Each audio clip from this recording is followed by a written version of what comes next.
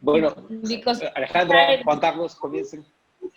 Besides Zoom, we have YouTube. Some people in YouTube. Bueno, vamos a empezar esta sesión, ¿no? Llamada Queratocono, Simposio de Queratocono, donde vamos a abordar temas de diagnóstico, progresión, clasificación y abordaje terapéutica. Tenemos prestigiosos y muy importantes ponentes. El doctor Juan Carlos Abad es el moderador de la sesión, él es el presidente actual de Pancornia, ha hecho fellow de córnea en el Mass Eye and Ear Harvard Medical School y tiene una práctica privada en Medellín, Colombia. Y como expositores vamos a tener al doctor Michael Belín y al doctor Marconi Santiago y a mi persona. Entonces te concedo la palabra a Juan Carlos para que podamos empezar. Bueno, hoy tenemos un panel de expertos en queratocono. Vamos a arrancar con las charlas. Empezamos primero con la tuya, María Alejandra. Sí. Ok, perfecto. Vicente, ¿cómo hago? En la parte inferior, otra vez, compartir pantalla y abres tu... Ahí está ya. Ya, ¿ahí la están viendo? Sí, ahí ya se ve. Ya. Perfecto. Bueno, en inglés para algunos y voy a hablar en español. Vamos a empezar de la parte bastante básica de queratoconos porque tenemos residentes también escuchando esta charla y vamos a empezar de la definición del queratocono. Como todos sabemos, el queratocono es una condición en la cual la córnea asume una forma cónica y también está asociado a un adelgazamiento estromal. Esto se asocia a un astigmatismo irregular, a miopía y un déficit de la visión. Es una enfermedad progresiva que usualmente afecta a los dos ojos. Sin embargo, es bastante asimétrica. Si nosotros nos ponemos a ver la mayoría, el 90% de los artículos que hablan de queratocono tienen como primera referencia una revisión, que es esta revisión de Rabinowitz en 1998.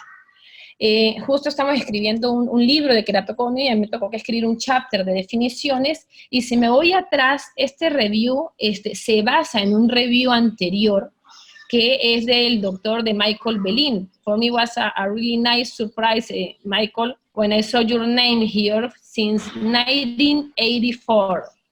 O sea que desde 1984 ya el doctor Belín nos está dando una clase magistral de cómo se definía el queratocono. Y deberíamos referirnos a we should refer, no from Rabinowitz when we talk about definition of keratoconus, we should refer from 1984 when we talk keratoconus. Y deberíamos empezar a cambiar esto cuando nos estamos refiriendo, ¿no? ¿Qué cosas ha cambiado de esa definición a la fecha? Una de las principales cosas que han cambiado es que se pensaba que el queratocono era una enfermedad no inflamatoria. Si bien es una enfermedad no inflamatoria porque no hay inflamación aguda, actualmente hay suficiente información para decir que la patofisiología tiene asociada una parte de inflamación. Sin embargo, esta inflamación es una inflamación crónica, donde factores como la metaloproteinasa 9 y como la glicidil oxidasa están involucrados. ¿Cómo podemos diagnosticar queratocono? Todos conocemos, esto está ya más que nombrado, los signos clínicos del queratocono, pero sin embargo, actualmente ya esto no llega a ser el primordial para nosotros. Ya tenemos tantas herramientas para diagnóstico que nos vamos basando mucho en el diagnóstico topográfico. Y de toda la presentación que voy a hacer para los residentes, quisiera que estas tres cosas que parecen muy obvias y que parece todo el mundo saberlas, a veces no está muy claro entre los residentes para poder diagnosticar queratocono. Entonces, los signos topográficos de queratocono es un aumento en el poder corneal focalizado rodeado por áreas concéntricas de este encurvamiento, una asimetría en el poder inferior y superior y un shaping de una desviación de los ejes entre los hemimeridianos. Entonces quiero que vayamos a través de cada una de estas. Primero nos vamos a referir a un increase, a un aumento en el poder focal de la córnea. Para esto necesitamos saber en qué mapa nos estamos refiriendo. Cuando nosotros hablamos de un mapa axial, que también se llama mapa sagital, tenemos que saber que es una tangente. Una tangente es una línea que toca una curva, pero que no la cruza. Entonces, cuando nosotros vamos a saber el poder de una córnea en un mapa axial, si queremos saber el poder de A, entonces trazamos una tangente y el poder va a estar referido como la distancia en milímetros al eje de esta curvatura, siendo en caso el eje óptico. Este mapa nos permite una descripción global de la córnea y utiliza esta distancia que les mostré, y la curvatura está dada por radios de curvaturas. Esto supone que la córnea es más esférica, pero nos da un poco de falta de fidelidad en la periferia. Ahora, en el mapa tangencial, cuando analizamos un punto determinado en la córnea, usa como curvatura ese mismo punto de la córnea, y el radio de curvatura va a ser correspondiente a este punto de la córnea. Entonces va a ser más específico cuando tenemos anomalías o curvaturas anómalas en la periferia de la córnea. Aquí podemos ver, ¿por qué esto es importante? Porque un queratocono se puede ver más avanzado o menos avanzado dependiendo qué mapa usamos. Todos son el mismo paciente. Aquí tenemos un mapa axial y aquí tenemos un mapa tangencial. Entonces, eso es importante verlo en el momento que lo estamos evaluando. ¿A qué me refiero? ¿A qué se refiere el queratocono con que hay un aumento de la curvatura focalizado? Aquí vemos que hay un aumento. Si analizamos aquí hay un punto que está más curvo que el resto de la córnea y que está rodeado por anillos concéntricos de menor curvatura. Es decir, que lo siguen alrededor de él anillos que van bajando en calor, es decir, en curvatura. Después nos vamos al segundo punto de queratocono, que es una asimetría superior-inferior. Y para acá es muy importante que cuando estemos analizando la asimetría, busquemos el lado opuesto de nuestro meridiano. Es decir, si nosotros estamos viendo esta curvatura aumentada aquí, tenemos que compararlo con el lado opuesto a los mismos milímetros. Si todos sabemos, aquí son los 0 milímetros y aquí abajo nos dicen los milímetros de la córnea. Entonces, si nosotros estamos comparando este 48, lo tenemos que comparar con este 47, y si estamos comparando este 48, lo tenemos que comparar con este 46, para poder diferenciar así la asimetría superior e inferior.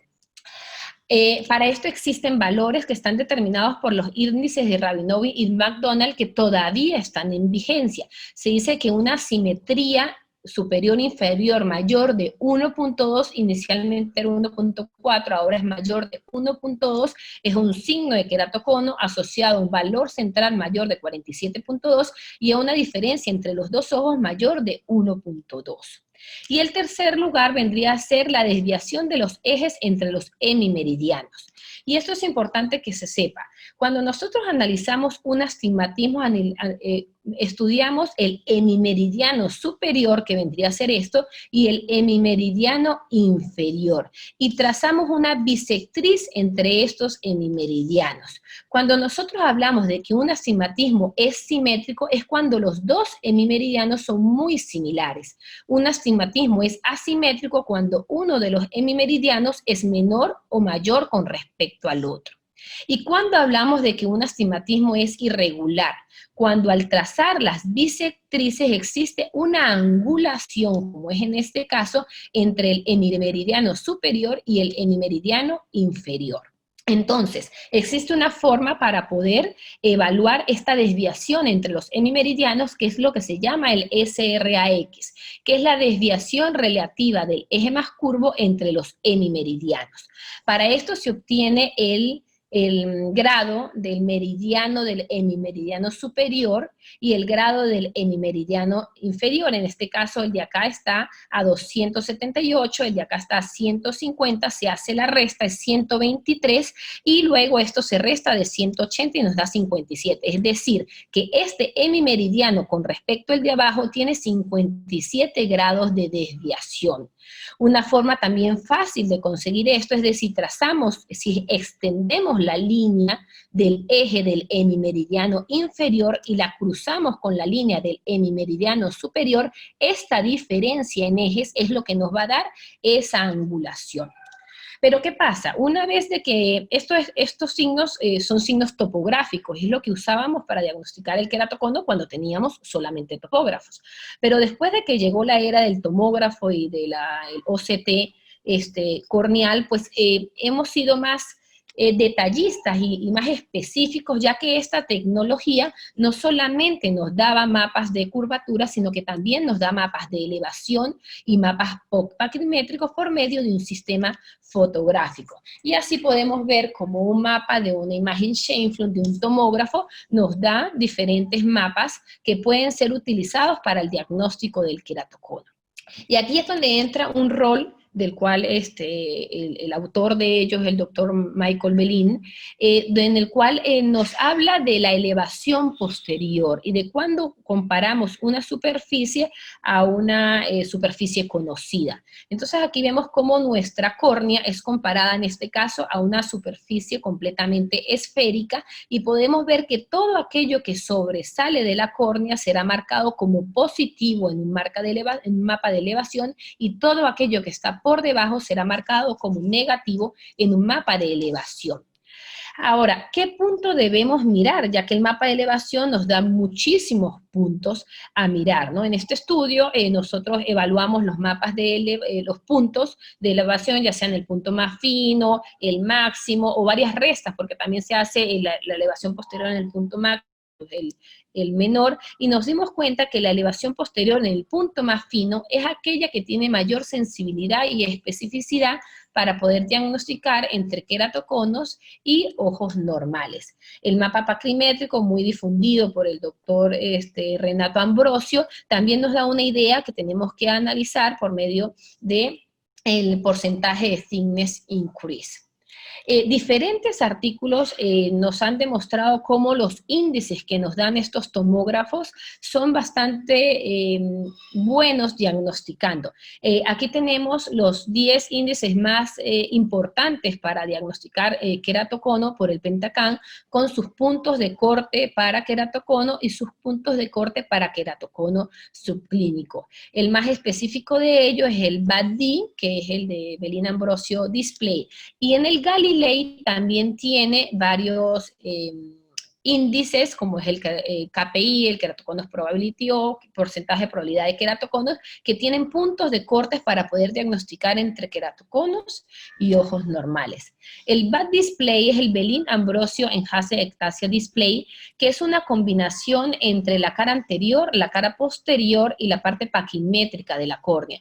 Ha tenido versiones mejoradas a través de los años y nos da un número final, que es lo que se llama el Final D. El Final D representa cómo una córnea examinada varía de lo normal cuando es comparada con un queratocono. No nos dice que es un queratocono, nos dice cuánto estamos cerca de un ojo normal o no. Nosotros hicimos un estudio en conjunto con el doctor Belin, donde validamos data para ver, para poder hacer una validación externa del software, y aquí podemos ver cómo el software nos marca en este Final D, cuando es por encima de 2.6 ya es muy significativo de queratocono y por encima de 1.6 es sospechoso. El Galilei, como les dije, en esta zona está donde están los índices asociados a queratoconos y las probabilidades de queratocono. Los más que se usan en el Galilei vendría a ser el KPI, que es el Keratoconus Prediction Index, el Keratoconus Probability Index y el Surface Irregularity Index, son los más específicos. Entonces, una vez de que ya tenemos definido cómo diagnosticar un queratocono, nos empiezan a entrar las dudas porque como tenemos tanta tecnología que nos permite diagnosticar un queratocono en etapas iniciales, que ya nos empezamos a meter en aguas un poco más profundas, y ahí es cuando empezamos a conversar, esto es un queratocono subclínico, esto es una topografía sospechosa, no, esto es un von Frust queratocono. Y yo desde hace varios años me he dado cuenta que cuando estábamos en un congreso, si preguntamos qué es un queratocono subclínico o un queratocono frustro, todo el mundo tenía una versión diferente. Y la verdad es que no había cómo validar quién tenía la razón, porque algunos exponían verdades y hechos que claramente son razonables. Entonces lo que decidimos hacer fue una revisión sistemática de cuáles son las definiciones que se usan actualmente en todos los estudios que han referido queratocono subclínico y von Frust queratocono. Aquí la doctora Marta Jaí nos ayudó mucho en la revisión de los artículos, y lo que pudimos concluir en este artículo es que, miren, si vemos aquí, en todos estos trabajos se han utilizado, se han definido queratoconos subclínicos de alguna manera. Todo lo que ven aquí son los parámetros que la gente utilizó para definirlo, y como se darán cuenta, las letras son diferentes en todas y hay bastante diversidad, por lo cual quiere decir que no nos ponemos muy de acuerdo al respecto. Y estos son todos los parámetros que las personas han utilizado para poder definir a estos ojos. Y hay parámetros que se contradicen entre ellos. Por ejemplo, hay autores que hablan de que para poder nosotros decir que hay un queratocono subclínico, se necesita un índice Kisa entre 60 y 90, mientras otros utilizaban un índice de Kisa menor de 60. Mientras unos utilizaban de queratocono severity score entre 0, 1 y 2, otros solamente utilizaban 0. Mientras unos utilizaban una máxima queratometría mayor de 47, otros utilizaban mayor de 47.2, y así sucesivamente. Entonces, ¿cuáles son los parámetros más usados? Y quiero ser bien clara con esto no quiere decir que sean los correctos, pero son los que son más usados en la bibliografía por personas y por investigadores que han reportado queratoconos subclínicos en la literatura o Form-Flux queratocono. Entonces, los parámetros más usados para poder definir queratocono subclínico es tener una córnea normal en la lámpara de hendidura, con una queratometría normal, una retinoscopía normal y una oftalmoscopía normal. Tener una asimetría inferior-superior o un patrón de bow tie, con una desviación de los ejes de los meridianos, y tener diagnóstico de queratocono en el otro ojo. La definición más frecuente de tener Form-Flux queratocono fue tener una topografía normal. Aquí vemos la diferencia. El subclínico tiene una topografía anormal que no llega a ser un queratocono, pero es anormal en algún sentido, y cuando digo en algún sentido es porque si bien tiene un aumento focal de la curvatura, no tiene desviación de los ejes entre los meridianos, o si bien tiene ejes de los meridianos, no hay un aumento focal por lo menos mayor de 1.2. Entonces es una topografía anormal que no llega a poderse diagnosticar como queratocono, según lo que le conversé anteriormente, mientras que la Form-Flux queratocono es una topografía normal. Ambos tienen normalidad en el slit lamp y ambos tienen queratocono en el ojo de al lado. Entonces ahí es donde quiero conversarles. Si nos ponemos a ver la definición, estas dos definiciones, el 72.72% de las personas que diagnosticaron queratocono subclínico nos ponían como tener queratocono en el ojo de al lado, y el 77.27% de los Form-Flux queratoconos también tenían como definición tener queratocono en el ojo del lado. Entonces así es muy sencillo, porque si tenemos queratocono en el ojo de al lado, pues no hay mucha dificultad de saber que ese paciente efectivamente tiene queratocono, y solamente estamos hablando de las formas más leves de queratocono.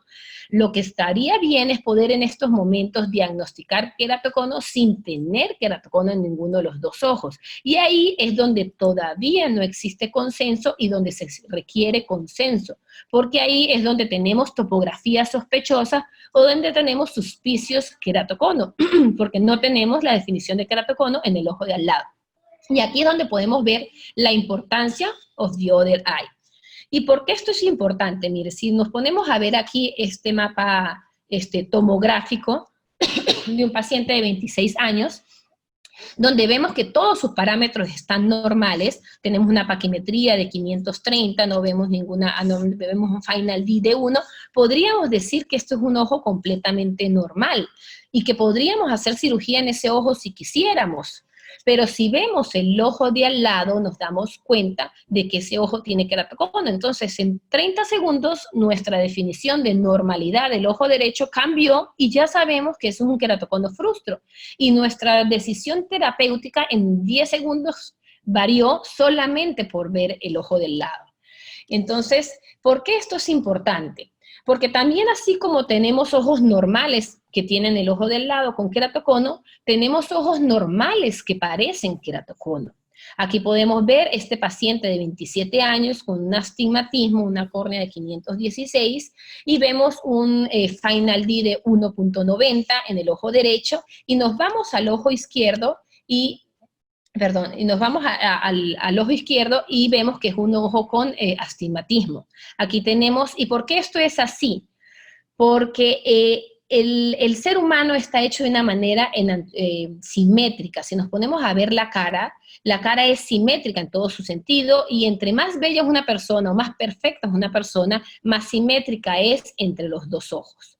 Entonces, aquí tenemos un ejemplo de asimetría entre el ojo derecho y el ojo izquierdo, que es lo que hemos estado analizando en los últimos años.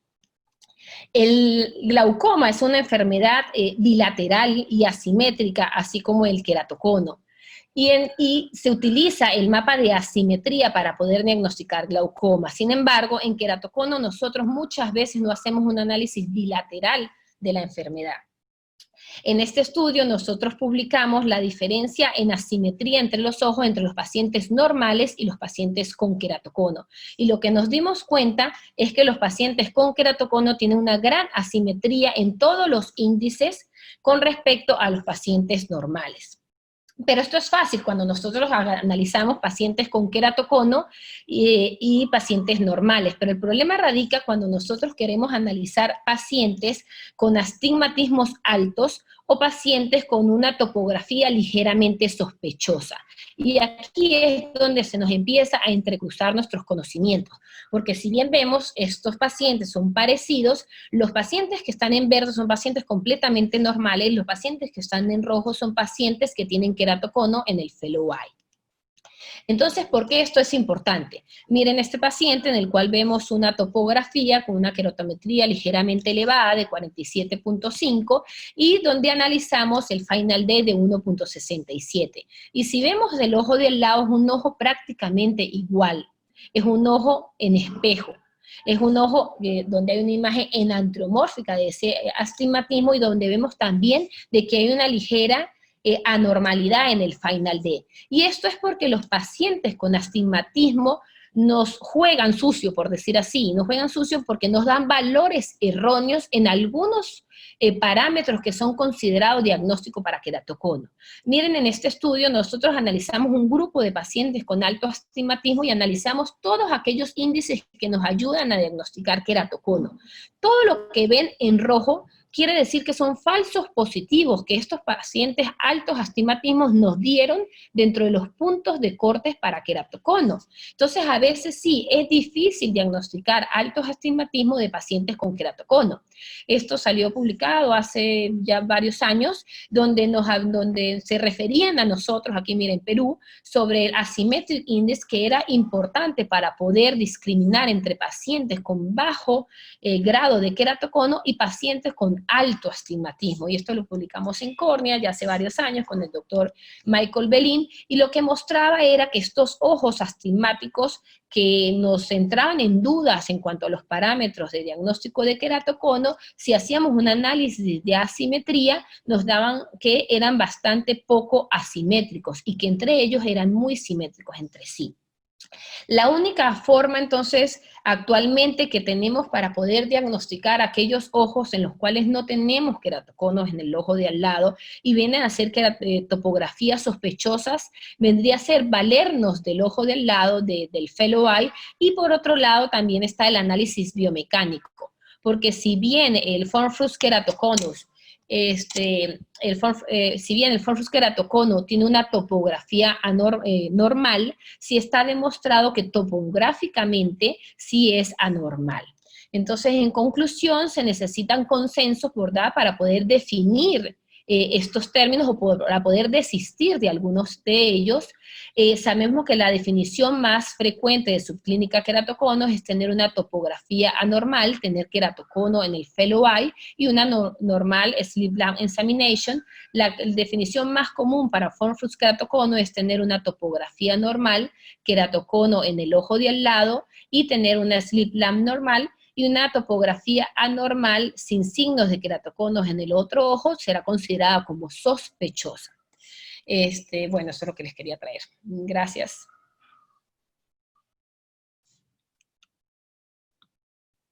Muy bien, María Alejandra, excelente la exposición. Yo creo que necesitamos un consenso. Faltan 4 años para el próximo consenso global. Ya se está organizando, pero definitivamente hay que separar el clustro del subclínico, del sospechoso, los casos bilaterales, los casos que tienen una herencia alta y los hijos tienen, por ejemplo, hallazgos bilaterales sospechosos. Entonces, ¿cómo se clasifican esos? Creo que tenemos demasiadas preguntas en el ambiente. Es fundamental que vamos avanzando en este camino. La otra cosa que tenemos es el análisis del epitelio corneal. Desafortunadamente es un parámetro subjetivo en este momento. Esperemos que en el futuro haya maneras objetivas de evaluar este mapa epitelial, que también podría contribuir a todo el trabajo que se ha hecho con el estroma, tanto en su superficie anterior, posterior y la paquimetría. ¿O qué otras avenidas ves tú hacia el futuro del diagnóstico de keratoconus?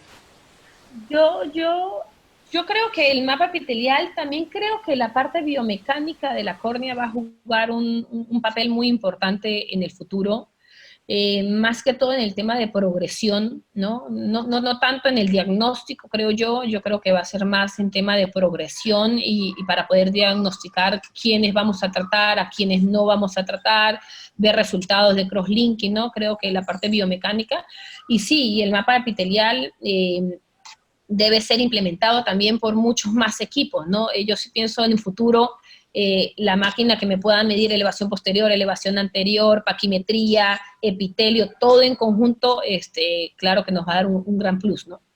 Probablemente sea el OCT en el momento en que corrijan el diámetro de medición del OCT, nos pudiera dar con mucha más precisión que la luz visible, porque en luz infrarroja una medición de todas las capas de la córnea. Sí. Bueno, seguimos adelante. ¿Con quién seguimos? Con el ¿Con el doctor Michael Belling? Te mandé por WhatsApp. Ya se conectó el doctor Marconi. Ya, pero le toca a Belén. ¿Estás por ahí?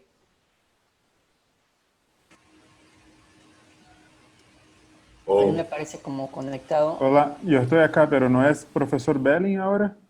Sí, Michael Belling el que sigue. Perfecto. Belén. Okay. Te mandé la presentación por WhatsApp. Ok, perfecto. Lo conozco muy bien. So now we're gonna present Dr. Michael Belling.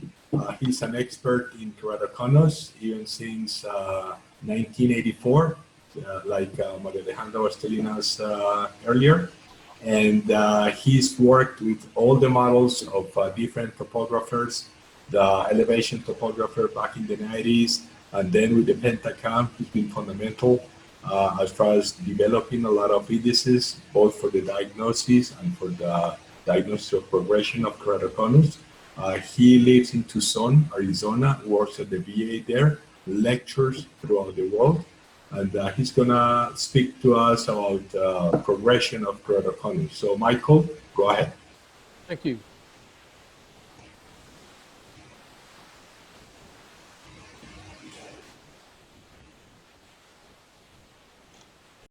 Okay. So what I'm going to be talking about today, and obviously I'm going to be speaking English, and it will probably seem as fast as Maria seemed to me in Spanish. And I'm going to be talking on the clinical applications of the ABCD, both staging and the progression display. And my slides aren't moving. Okay, so the first thing I want to do is a little background, and that is, why do we have a new staging or classification? And if we look at the limitations of Amsler-Krumak, first we'll realize Amsler-Krumak is about 70 years old. And I know no other field in medicine that anyone would go onto a podium and use a 70-year-old classification system. It's confusing in staging and really doesn't convey useful information. Here's just an example. Here we have a 35-year-old who has an apical pachymetry of 485, which would put him in stage 2, but a mean K of 54, which is stage 3, an RX of -3, -150, which is stage 1. So how do you stage this individual? It really is a fairly useless classification.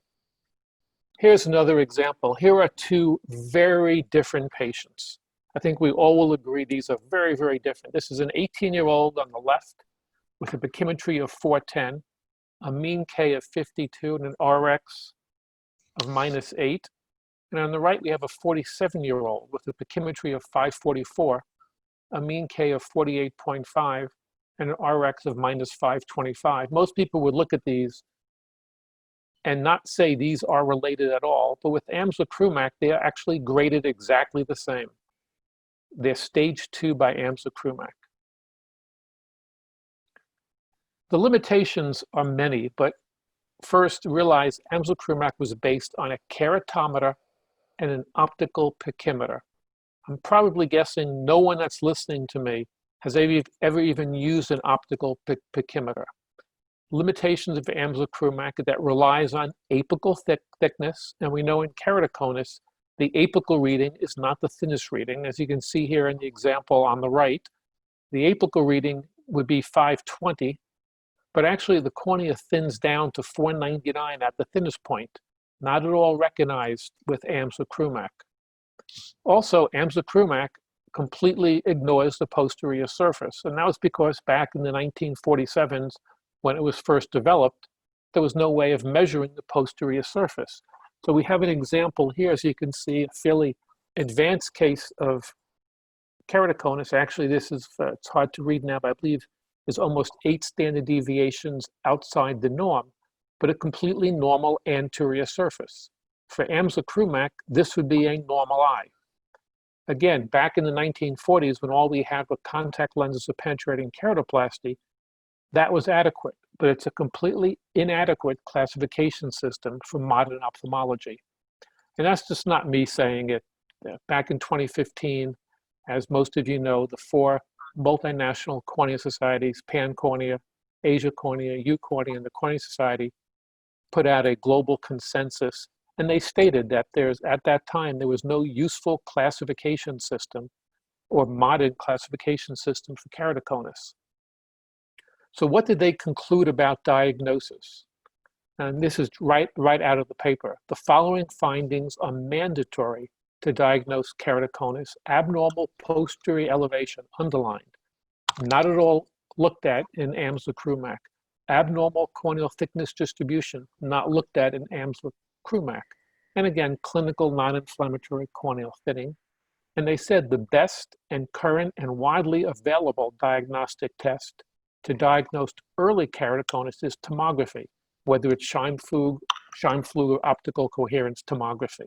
Again, amsocrumac is not capable of actually picking up early disease.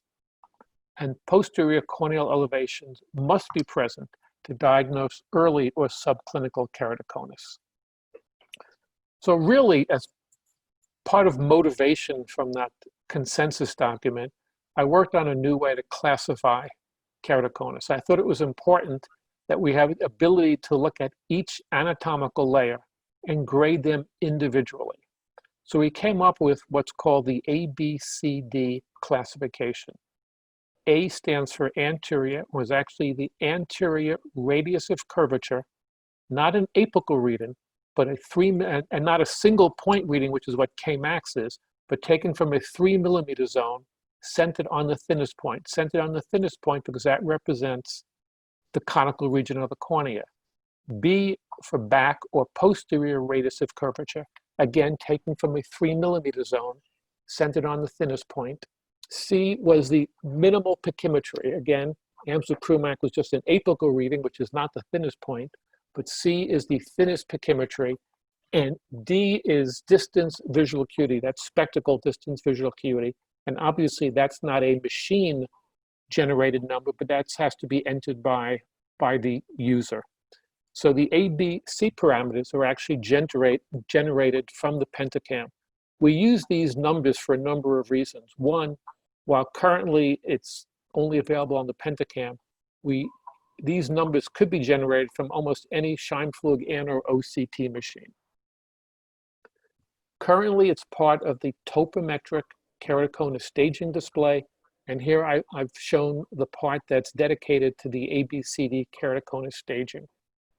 The actual staging, which is down at the bottom here, you can see A0, B4, C3, D0, is a grouping or classification, is really the least clinically useful information.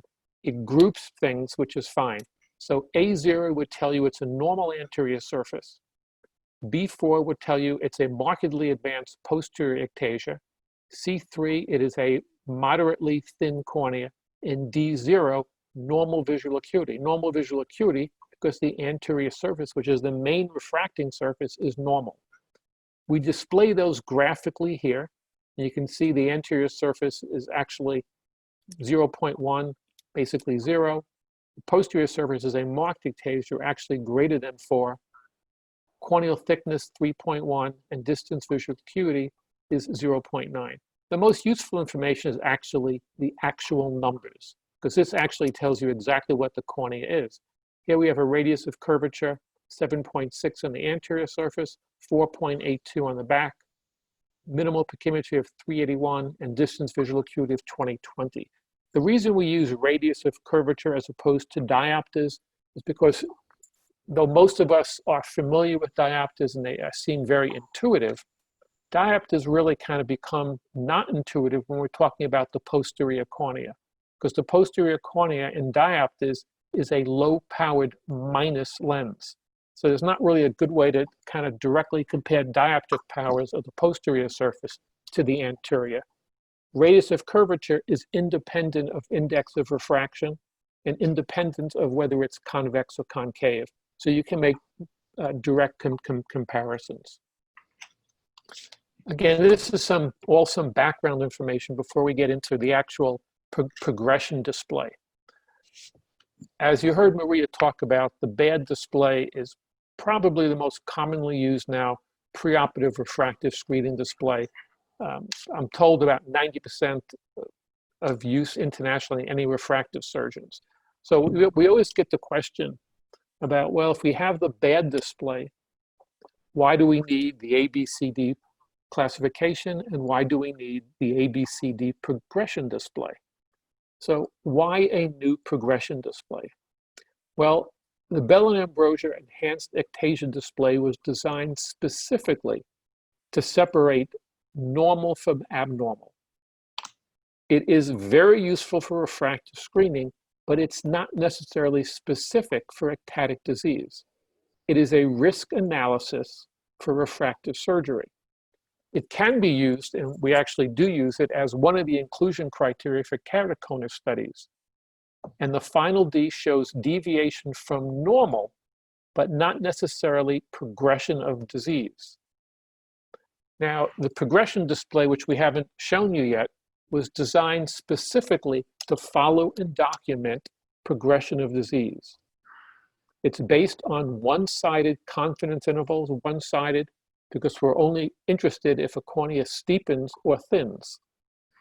It allows for documenting progression in spite of an stable anterior surface or stable Kmax, which we will show you. And again, like the ABC classification, it evaluates each anatomical layer individually. Now, what do we mean by the Bell and Ambrosia or the bad display is designed specifically to separate normal from abnormal? And why, again, did we have to use a new progression display? So here on the lower left, you'll see a post-refractive eye. It's highly abnormal, as it should be, and you'll have an abnormal bad display, but it's not keratoconus. The upper right is hyperopic LASIK. Also, it will look very much like keratoconus. Again, it is not specific for keratoconus. It will separate normal from abnormal. And the lower right is an eye that had endothelial dysfunction. You can see flattening of the PTI graphs, and you can see abnormal posterior elevation, which you normally will see when you have a endothelial dysfunction, but again, not a normal eye, but not one with true ectatic disease. So just like with the consensus document that stated that there's no, at that time, no real good method of classifying disease. If we look at all the prior published progression parameters, and we look at this entire list, other than pachymetry here, every single published parameter is anterior surface parameters. In other words, you have to have changes on the anterior surface, and to document progression, you have to have a further increase in abnormalities on the anterior surface. And if you think about that, that is counterproductive. That's not what we want to do in medicine. What we want to do in medicine is prevent sequela of disease, not wait for sequela to develop, and then wait for it to get worse before we treat a patient. So again, if you look at this entire list, the entire list other than pachymetry depends on changes on the anterior surface. And particularly Kmax, which is probably the most used parameter, but I would tell you right off the bat now that it's becoming less and less used in FDA studies. And in recent discussion with the FDA, they are no longer requiring Kmax measurement.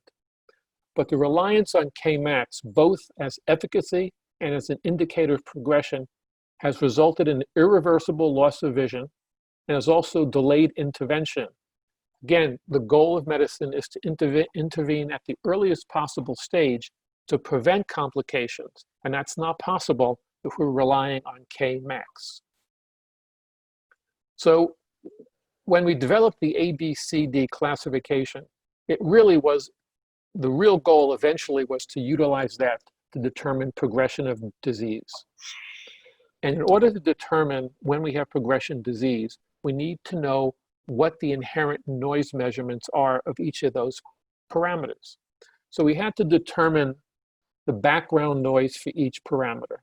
And other than minimal pachymetry, which was a known parameter and one that we already had measurement noise for, the A and B parameters were new parameters. Again, radius of curvature from a 3 millimeter zone centered on the thinnest point. So we had to actually try to determine what the noise measurement to determine when we had true change. And we also decided it was very important to make those noise measurements in two different subpopulations.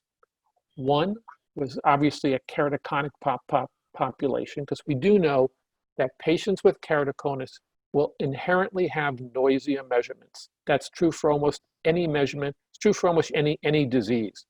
Disease eyes tend to inherently have more noise to their measurements than normal patients.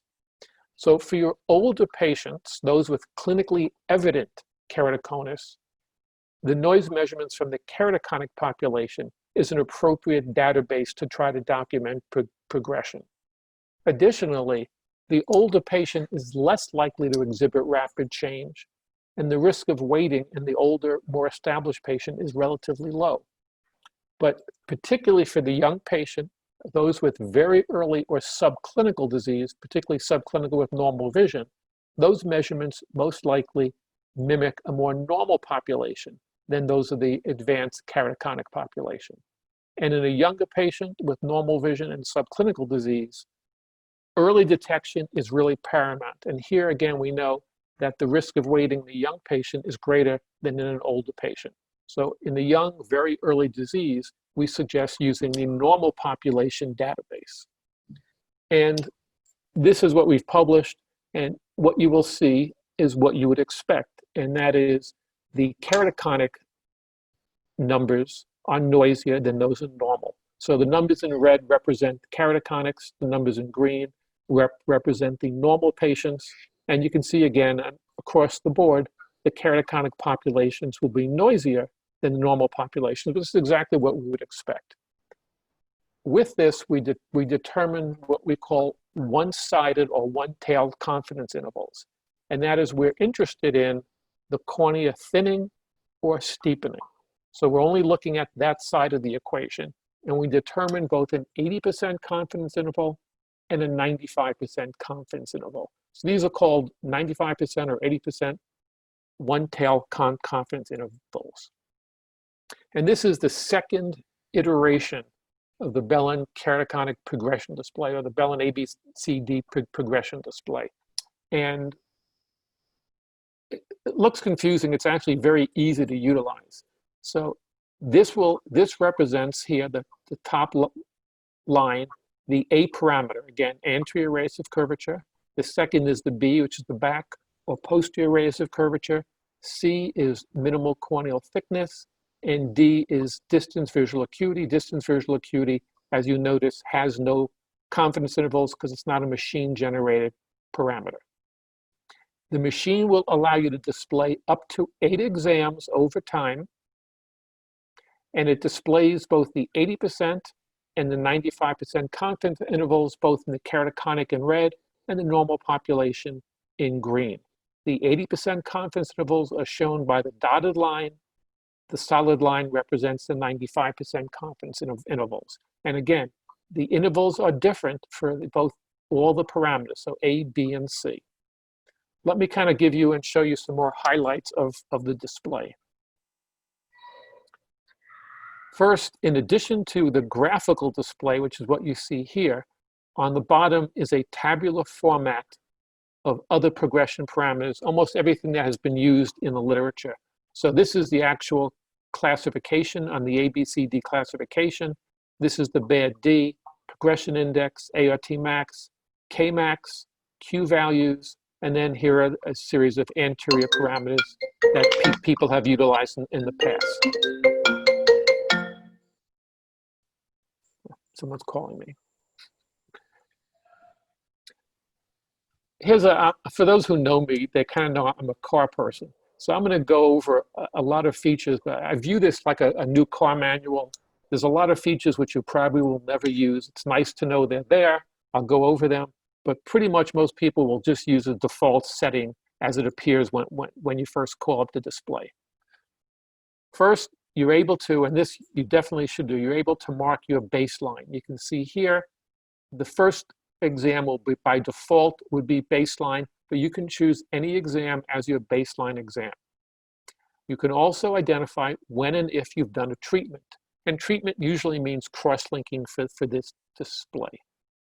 Once you identify a treatment, the confidence intervals after that will drop out because they don't apply after you've done cross-linking, and we'll discuss that later.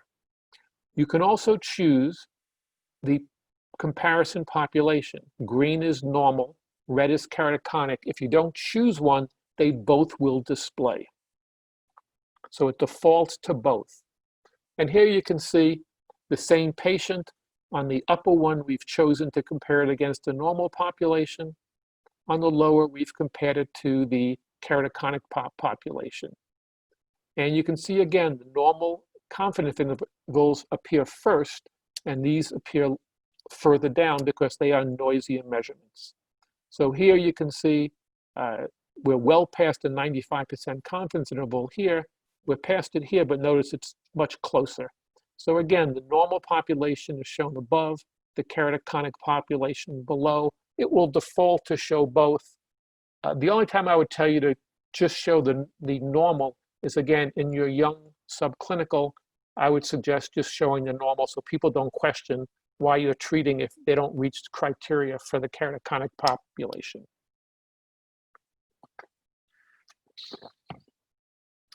This is confusing and something you may never use, but there are two ways of displaying the information. One is called aligned at baseline, and the other one is called full scale. It defaults to aligned at baseline. You will probably never change it. If you look here, this is a default setting, aligned at baseline. If you look at the scales for every parameter, the ABCD, notice how the scales are different in each parameter. If you look, and again, I know it's hard to see the numbers on the small screen, but you notice this says 1.5 here, I think this says 3.0, and this says 0.5 here. So each scale is different. Aligned at baseline maximizes the separation so that you can look at each parameter and it's easier to see when you've reached your confidence intervals. If you look on the right, this is called full scale. If you notice, the scale is identical for each of the parameters. So it doesn't maximize the separation, but it keeps the scales constant for both the A, B, and C parameters. The advantage of full scale is that it retains kind of the anatomical grading of the A, B, C, D grading. The limitation is, notice how close these confidence intervals are here, and notice how they're further separated here.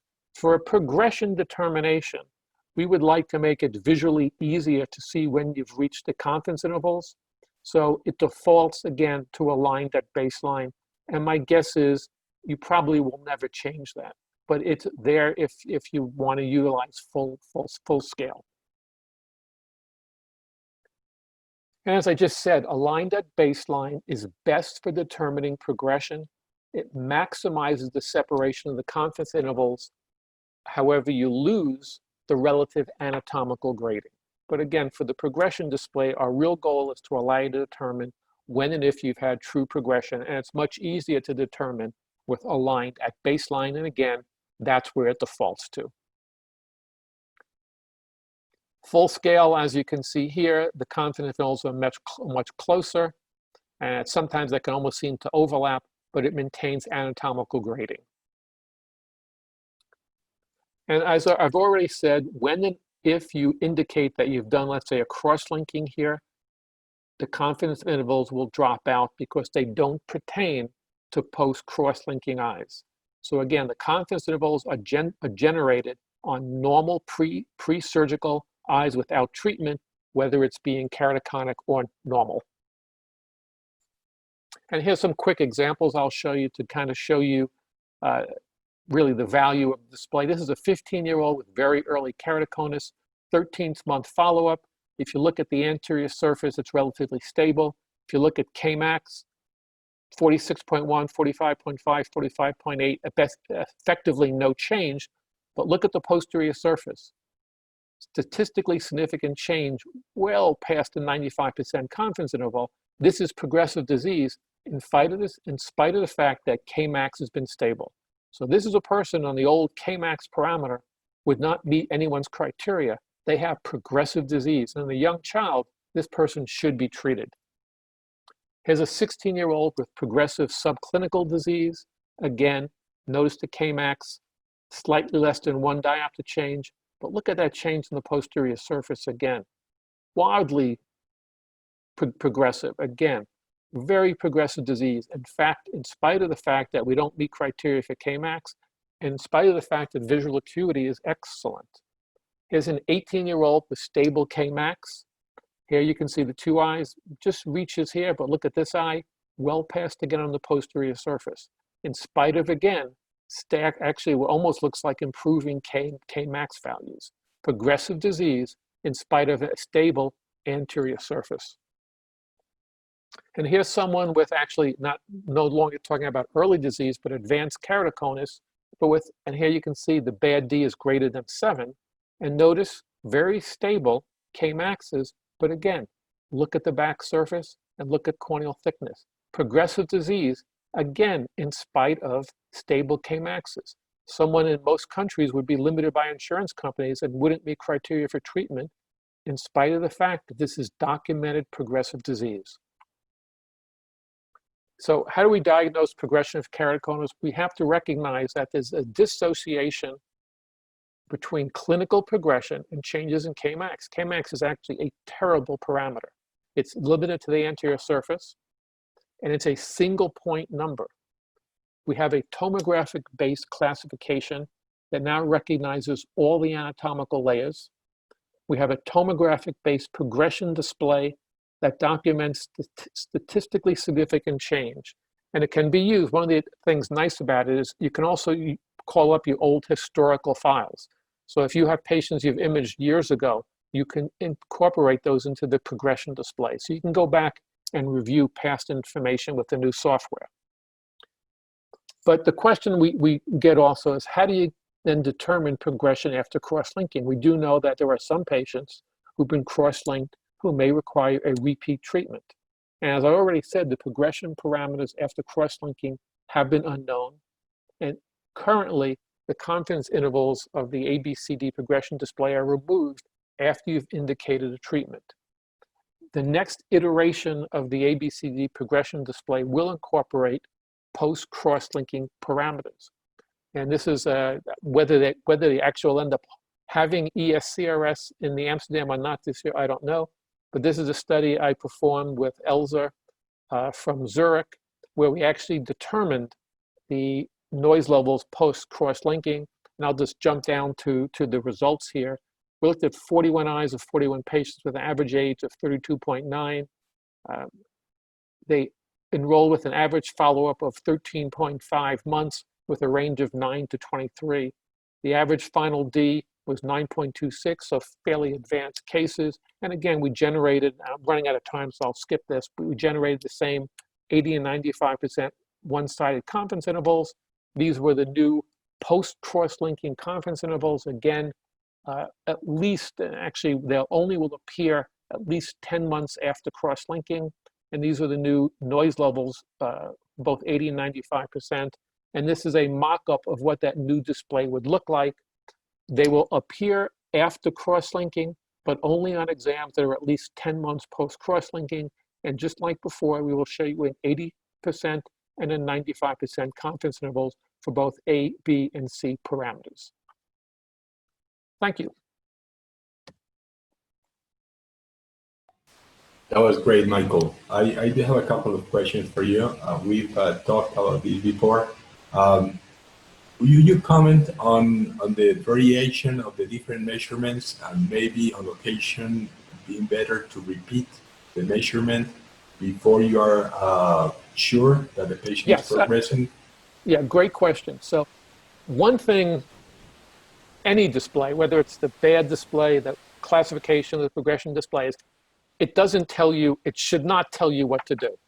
It gives you information. You still have to decide how you're going to approach a patient. If you ask me, my personal opinion, I like to take at least 3 measurements, baseline and two more. Now, if someone shows me hugely dramatic progression, that's different. And you vary it by age also. But even on a young patient, I would just bring him back in a short distance and try to repeat it. But I like to see at least 2 consecutive measurements. Right. That's really, but again, if I had, as I said, a young patient, and you know this, and I know, you and I have worked on the projects and you've been talking about this for years, there are some people who de novo will say if it's a young patient, they should be treated without even showing progression. I know you have a different point of view. That's a big discussion. But as I said, I don't like to rely on a single measurement. In other words, one past baseline. So I would suggest 2, unless you really have, I mean, if all 3 parameters are past the 95% confidence interval, I probably wouldn't bother. But in general, I like to see at least two additional measurements. Okay, great. And then a second question from the audience. They are asking for a paper which validates the ABCD progression scale. Are you aware of anything like that?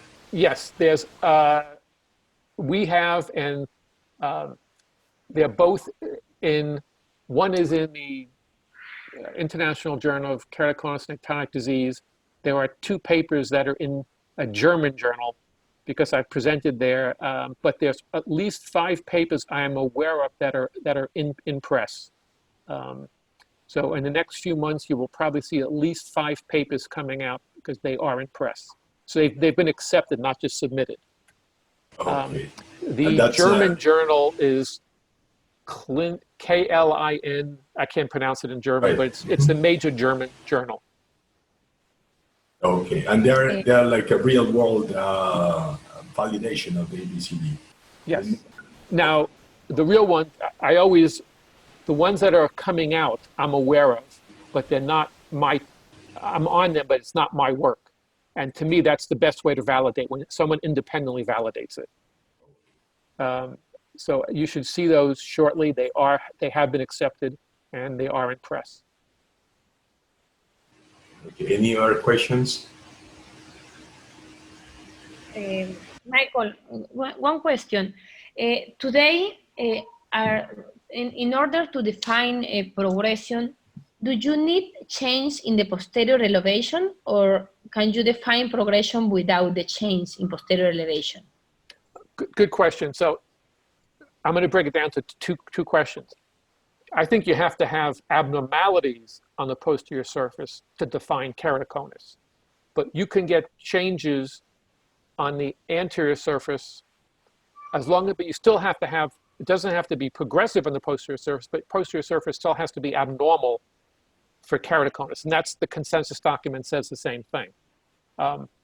Usually, but not always, you will see either change on the posterior with not a bit large change in the anterior, change in both, but sometimes you can see change in the anterior without changes on the posterior. But the posterior still always will be abnormal. By definition, that's a requirement. Yeah, okay, thank you. Okay, great. So now we're going to have Dr. Marconi Santiago. He's professor of ophthalmology at the University of Sao Paulo, professor of ophthalmology at USC, the University of Southern California, and he's on the editorial board of the Journal of Refractive Surgery and the Journal of Cataract and Refractive Surgery. So welcome, Dr. Santiago, and looking forward to hearing your talk. Hola, Hello, my friends. Can you hear me there? Yes. Olá, minha amigo Maria Henrique, Luiz Izquierdo, Juan Carlos, profesor Belling, todos que están acá, buenas noches. Yo voy a hablar un poquito en español, un poquito en inglés, para que todos me comprendan, ¿ok? Entonces yo voy a compartir mi charla acá. So, espere.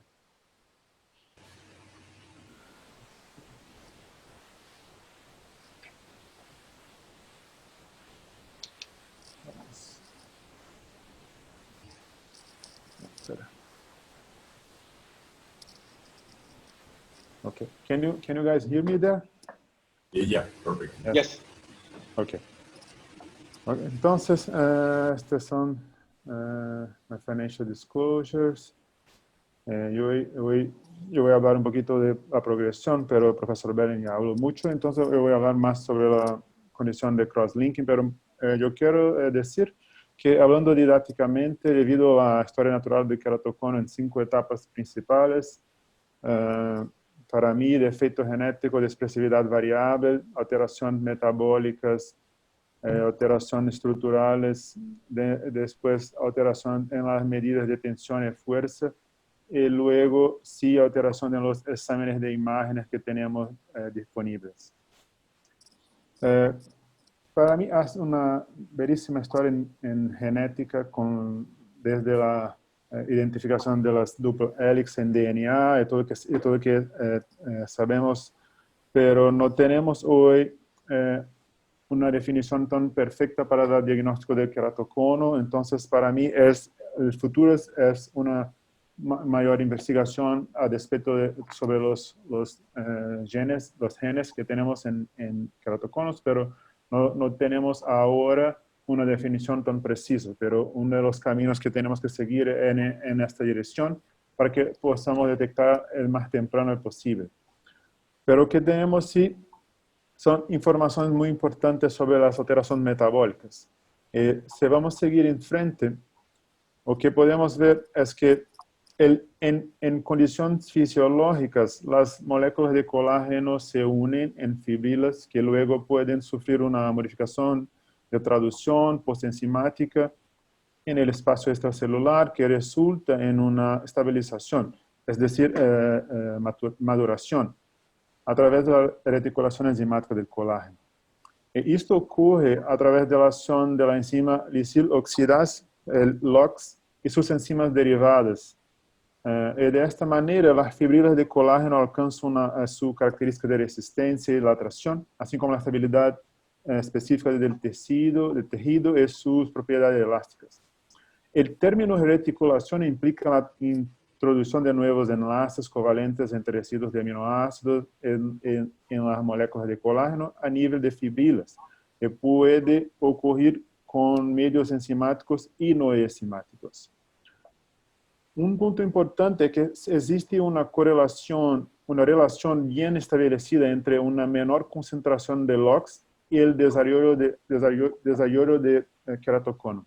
Así como dentro de la misma córnea, las áreas que tienen la mayor expresión de esta enzima se ven menos afectadas, se ven más afectadas y responden menos a crosslinking con los UV y riboflavina. En muy pronto, creo que será posible documentar esas áreas y estandarizar el tratamiento con UV. Parte de nuestros estudios son relacionados a las alteraciones metabólicas. Nuestros estudios también han demostrado que solo hay un aumento en los marcadores, que no solo hay un aumento en los marcadores inflamatorios, este se correlaciona con la progresión de la enfermedad, con aumento de la curvatura y adelgazamiento de la córnea y adelgazamiento del epitelio, como podemos ver que acontece con la interleucina 6. Podemos pensar que solamente es una concentración mayor de interleucina 6, pero haz una relación entre la interleucina 6 y los ojos que desarrollan la progresión más rápidamente. La regulación positiva de interleucina 6, factor de necrosis tumoral, metaloproteinase 9 en lágrimas y epitelios corneales del paciente con queratocono sugiere además la presencia de inflamación crónica, también apoptosis celular y destrucción de la integridad celular en el epitelio de pacientes.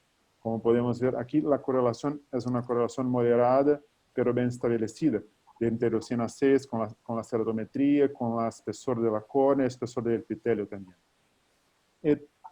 Parte de nuestros estudios también demostraron que sabemos que hay una correlación entre el cortisol y las metaloproteinases y también mostramos una relación entre el cortisol capilar y la progresión de la enfermedad, como podemos ver acá en los ojos que crearon la progresión, una concentración mayor de cortisol capilar y una correlación positiva entre el cortisol capilar, la ceratometría, espesor de la córnea y también espesor del epitelio.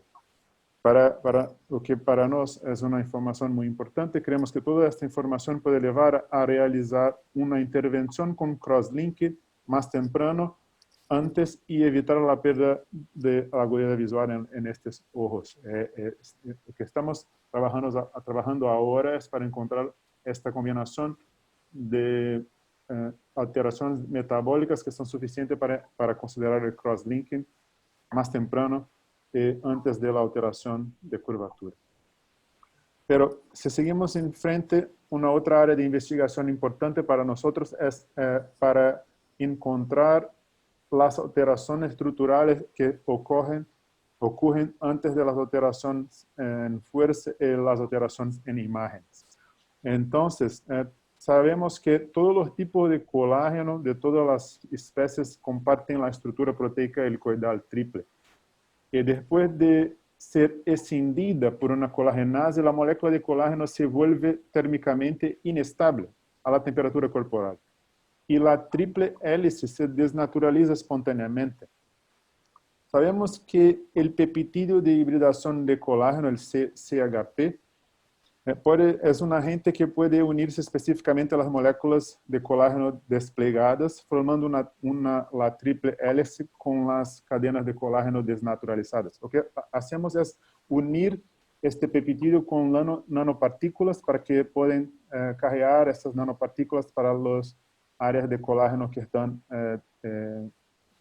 de alguna forma alteradas y podemos después iluminar con el microscopio de irradiación y podemos saber si tenemos allí una alteración estructural mucho más temprano do que la alteración de imágenes.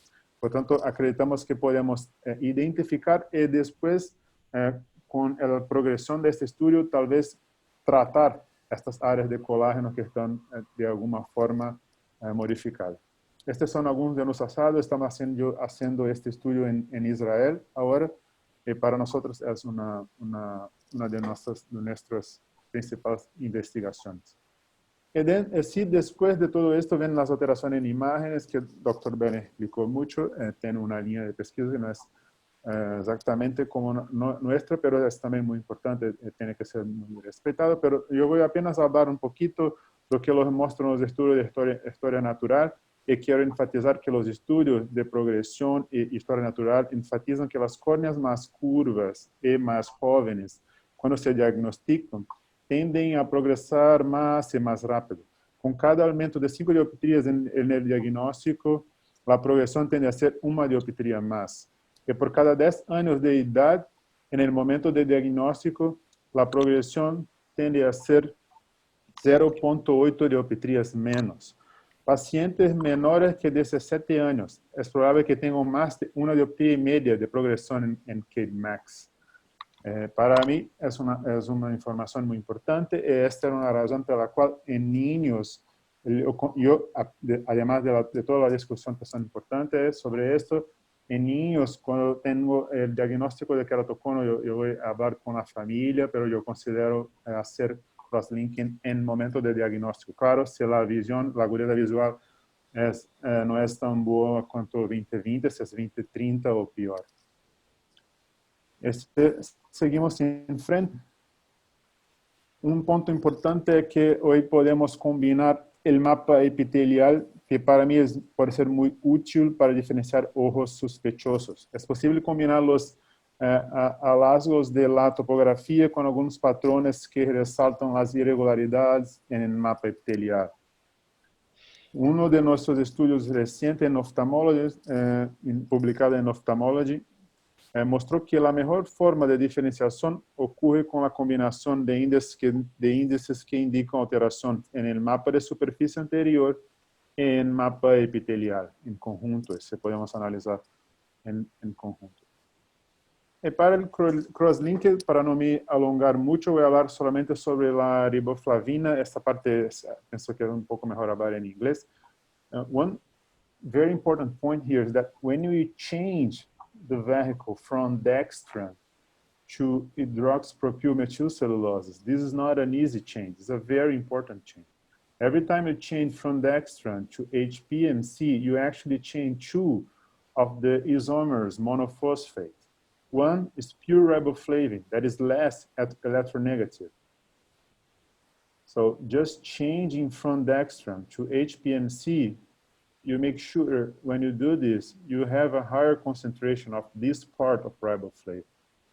And this part of riboflavin, like I just said, is less electronegative, which means you will increase diffusion to the cornea just because you change from dextran to HPMC, and because that change actually means you increase the concentration of pure riboflavin. And the other change that you make when you change from dextran to HPMC is that you also increase the concentration of riboflavin 5 monophosphate.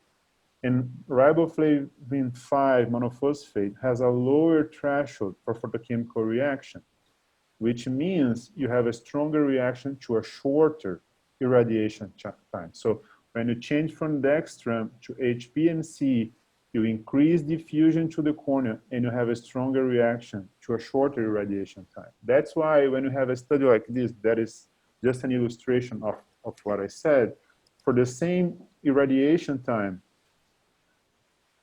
changing using the same vehicle, in this case, hydroxypropylmethylcellulose, HPMC, when you change the irradiation time, you can have, here in this bar is marking the absence of keratocyte, which means cell death. So using HPMC, if you increase the time of irradiation, you are going to, which is the black bar, you are going to have cell death at a much deeper area compared to a shorter time of irradiation. This is because of that change, that when I changed from dextran to HPMC, I created that change in the concentration of isomers monophosphate that actually made it make a diffusion deeper and a shorter interaction with the irradiation. So if you irradiate too long, you are going to kill a lot of cells, and you are going to kill those cells a lot deeper, close to the endothelium. So the point is, do we really need that? I'm not sure we do. So here we can compare using this image with OCT. Here in accelerated cross-linking with HPMC, which is irradiating for a shorter period of time, here, for a shorter period of time, just 3 minutes, but with HPMC, you can go as deep as an irradiation with 30 minutes using Dextran, just because you changed it to HPMC. So here you can see the so-called demarcation line, which is just a demarcation of cell death, could be as deep as the demarcation line using Dextran for irradiating for 30 minutes, just because I changed it from Dextran to HPMC. Look here, just 3 minutes, and I had a very deep demarcation line because of the change that it creates in the isomers monophosphate. But again, do you really need to go deeper? And my answer would be right now that no, we don't. This study is just an illustration why we don't need to go that deep. Even if you were able to irradiate the posterior cornea in vitro, we can see that we are not actually able to change much that part of the cornea because of differences in the microstructure. Same thing, if you were able to irradiate from down up, just to make sure you would have more energy in that part of the cornea, in vitro, of course. Again, you would not be able to actually change that part of the cornea. The only part that you can really change with cross-linking is just the anterior cornea. So we actually don't need to have that much reaction, that deep, that only increase your risk for complications. So to finish this presentation tonight, that is a really short presentation. Well, I'm gonna show you guys how I will approach this in my clinics. So if I have a 30 minutes cross-linking available, the so-called standard one, then I would use soaking that doesn't need to be more than 16 minutes. We know this at this point. I would use Dextran with riboflavin Q2. So if you are afraid that your cornea could get thin because you are using riboflavin with Dextran, you can just use 1 drop of distilled water before irradiation. And then you can go ahead and irradiate it for 30 minutes. Then, because we know there's an important decrease of the riboflavin Dextran during the irradiation time, you have to continue to use the drops every 2 or every 5 minutes during the irradiation. You know, here in Brazil, we have been doing cross-linking since 2005. I started myself doing cross-linking in 2007.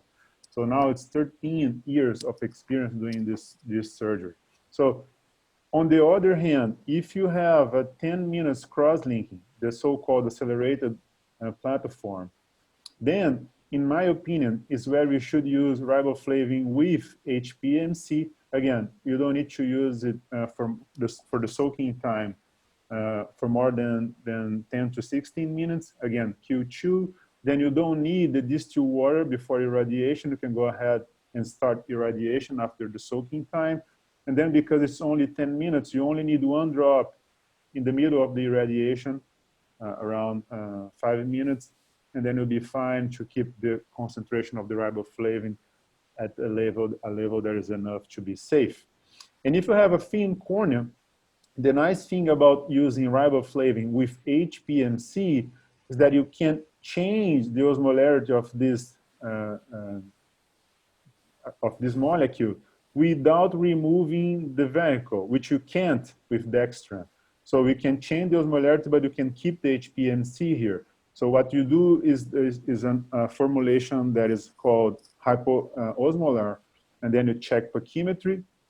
If pachymetry is, in my opinion, at least 400 microns, although there are some studies now showing that it's safe to do in a thinner cornea, in my opinion, we should need more evidence to go ahead and do cross-linking corneas that are thinner than 300 or 250, like I have seen in studies, in laboratory studies recently.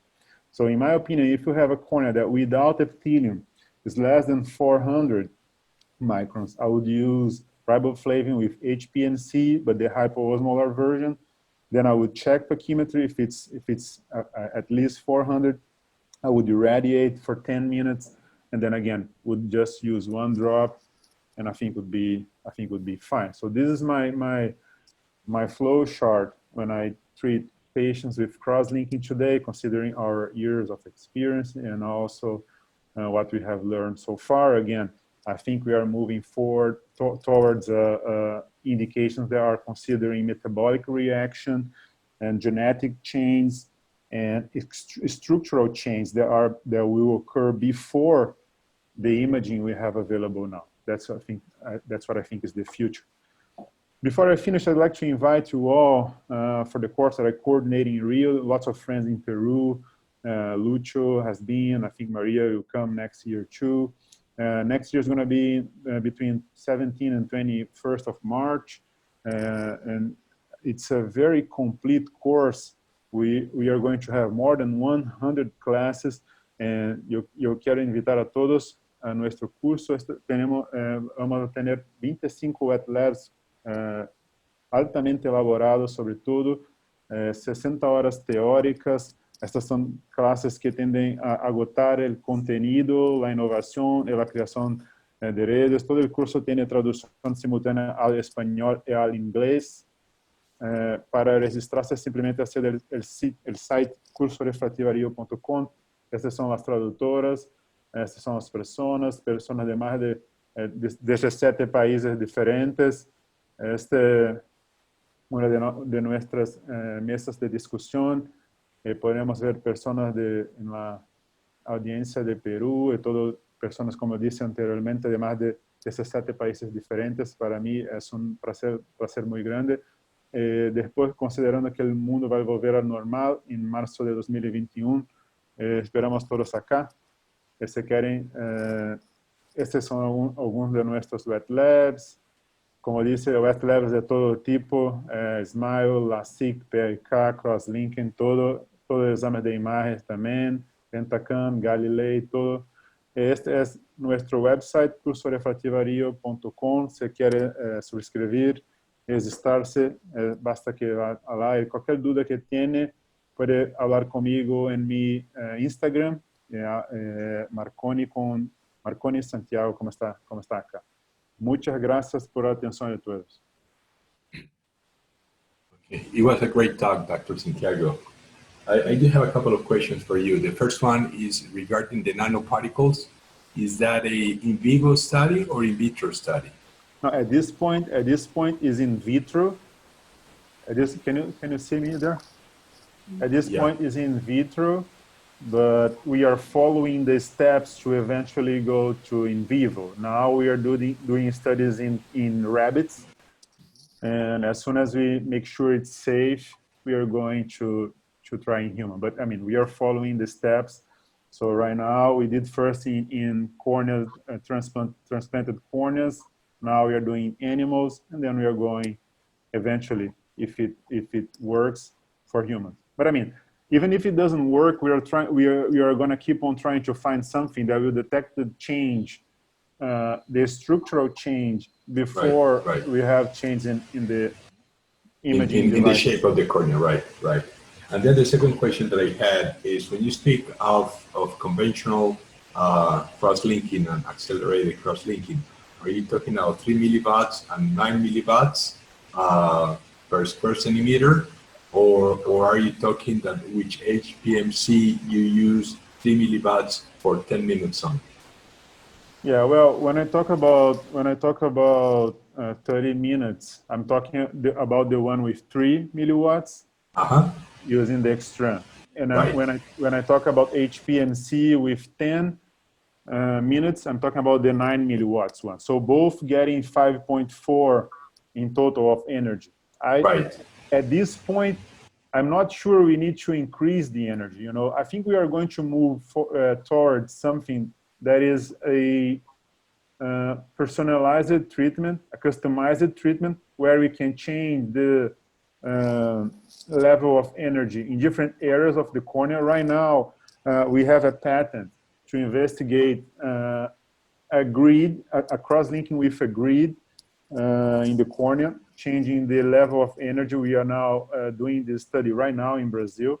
I think we are going to have some data to share with people very soon, probably this year. So that's going to be the future to me. So we are going to be able to map the cornea, understand the differences in this structure, or using metabolic reaction like LOX or interleukin or cortisol, and then understand mapping the cornea, and then understand where it's weaker, where it's stronger, and then we'll be able to, instead of giving like 8 or 9 millimeters of the same energy, we'll be able to change it just the way we do, for example, in a topo-guided treatment with excimer laser. We are going to do with a topo-guided treatment with crosslink. Okay, excellent. And then the question is, could you use, do you have any problem with using Dextran and the accelerated cross-linking with 9 milliwatts? Well, no, I mean, to me, the point is, if you use Dextran with a shorter irradiation, you may not achieve the same results, or at least a higher number of eyes that will failure than if you do the Dextran with 30 minutes. But to me, my standard treatment right now is 10 minutes with HPNC because it's faster for the patient, and I achieve the exact same results that I achieve with 30 minutes with Dextran. Okay. Yeah, there seems to be an inflection point. I mean, when you go beyond 9 milliwatts, then it doesn't work as well. So 9 milliwatts seems to be a sweet spot if you use it with HPNC. Yeah, but the point is, if you use HPNC, I would recommend against longer irradiation because you significantly... You'll go too deep into the cornea, as you showed, right? No, I think that's a very important point. Great questions, Juan Carlos. María Alejandra, any question? No, de la audiencia, algunas personas querían saber qué pensabas, doctor Santiago, de usar lente de contacto en crosslinking en córneas delgadas. ¿Cuál era tu opinión? Están preguntando por acá. Lamentablemente, lo que sé hasta el momento es que no tenemos la misma efectividad. Lamentablemente. Por tanto, para mí tenemos otras opciones de tratamiento que son mejores do que el uso de lente de contacto para córneas muy delgadas. Para mí, no es lo que yo hago. Y también preguntan si usas riboflavina hipotónica, hiposmolar. Para los ojos que son muy delgados, sí. La belleza de usar con HPNC es que puede cambiar la osmolaridad, pero manteniendo el vehículo, lo que no puede hacer con Dextran. Claro. Y bueno, felicitarte por los estudios que muestras, súper interesante, ¿no? Lo del cortisol, todo lo que estás estudiando. Hay en el libro de Queratocono que vamos a publicar, en un capítulo que el doctor Mark Manis habla de personalidad del queratocono, ¿no? Sí, y si te pones a ver, personalidad del queratocono, normalmente es una personalidad tipo A, ¿no? Y la personalidad tipo A está asociada a un aumento de cortisol también en sangre, ¿no? O sea que suena muy interesante. Sí, una cosa que nos hicimos es para investigar el cortisol en capilar, en pelo, porque es más demostrativo de los cambios do que el cortisol en sangre. Es un punto muy importante, porque en sangre es más volátil para alteración do que en pelo. Entonces usamos en pelo porque sabemos en pelos cómo se hace estado en los últimos 3 meses. Interesantísimo, súper interesante. Congratulaciones para usted, María, en Luis, en Lucho, por artículo en JRS sobre las formas subclínicas de queratocono. Es un grande artículo, muy bueno. Muchas gracias. Gracias. Excelente. Bueno, está todo por ver. Dr. Michael, from the audience, some people is asking if you can share some papers where you talk about the ABCD classification. If you have some that you can share, we can share tomorrow in our section or Monday. I have a question for Michael Bellin. Okay. Okay, Marco, you have a question for you, Dr. Bellin. But I have a question for him first. Okay. So Marconi, so how come you call everyone by their first name except you call me Professor Bellin? It's Michael. Well, just because no, when you interact with someone, when Yeah, I you know. when It's you, when okay. you read so many papers and so many No. books and all that, you create that much distance, you know. So, Maria, if you email me, I'll then make up a list of papers and send it to you. Okay, okay, thank you. Great, perfect. And Marco, you want to ask something to you? Yeah, I just want to ask Professor Michael, right?